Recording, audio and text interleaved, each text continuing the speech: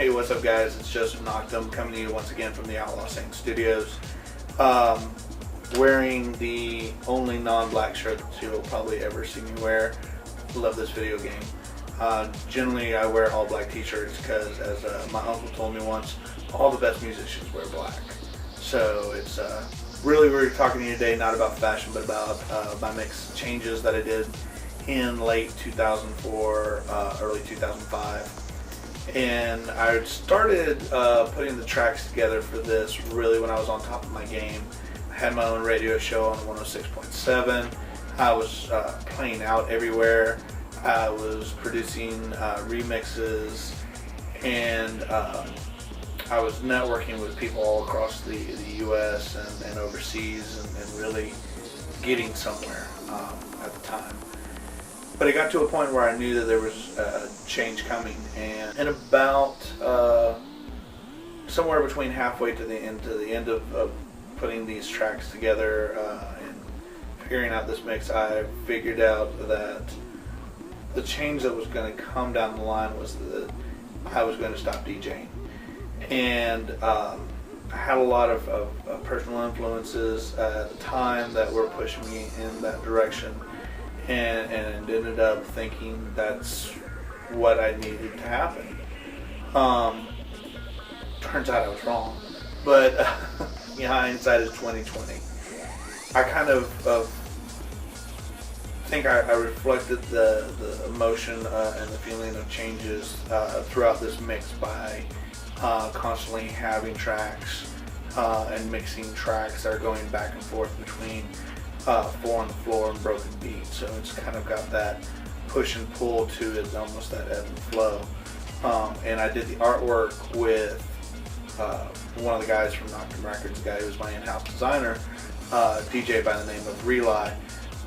Fantastic artist.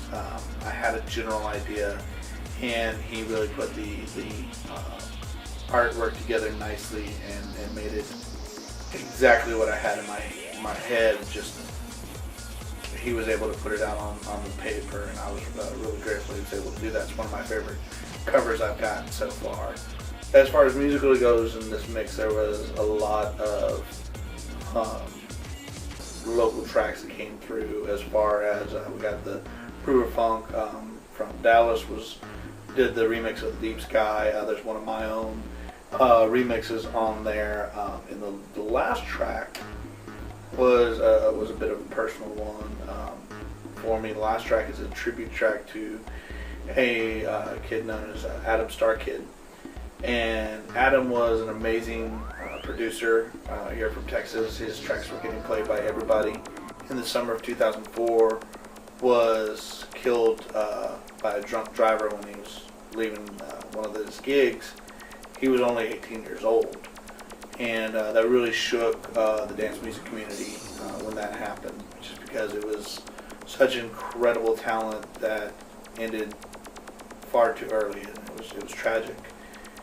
I actually ended up playing a tribute remix of one of his tracks at the end of my sets for about a year after it happened. It was just, of course, natural that I put it on the end of this mix, despite the fact that it really does change the energy and the feeling there at the end quite a bit.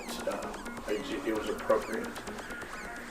Technically wise, this was also the time period of my life I was working for Jive magazine, so I had just gotten Ableton 5 and was not quite familiar with all the meters in 5. So when I recorded this with 2 turntables and a CD deck, I recorded it very low because I was convinced that if I bumped it over the 0 meter in Ableton on the master channel, that it was going to just sound horrible and be digitally distorted and everything. Didn't use any compression or limiting on this, so the copies that have been floating around have been awful quiet. Thankfully, through modern technology, Tonebreaker and I were able to go through and bump it up quite a bit. We compressed it quite a bit overall, so that it's nice and loud and dance floor worthy, with still retaining a lot of the good funk that it's got in there. So pop it in, pump the bass up to 11, and boogie on down. And I hope you guys enjoy changes.